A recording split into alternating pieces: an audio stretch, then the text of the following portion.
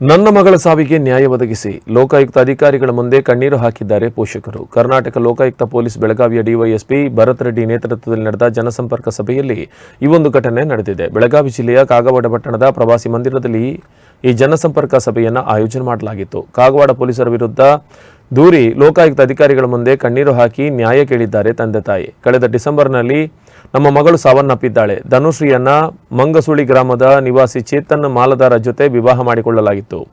ನನ್ನ ಮಗಳು ಆತ್ಮಹತ್ಯೆ ಮಾಡಿಕೊಂಡಿಲ್ಲ, ಅದು ಕೊಲೆಯಾಗಿದೆ ಎಂದು ಆರೋಪಿಸಿ ಲೋಕಾಯುಕ್ತ ಅಧಿಕಾರಿಗಳ ಮುಂದೆ ನ್ಯಾಯಕ್ಕಾಗಿ ತಂದೆ ತಾಯಿ ಅಂಗಲಾಚಿದ್ರು.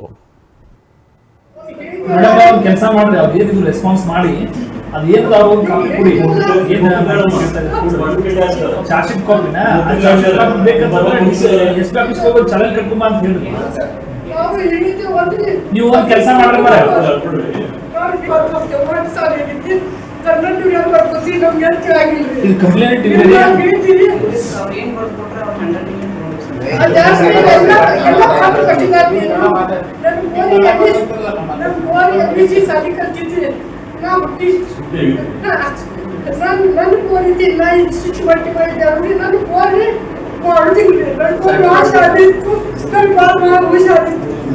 I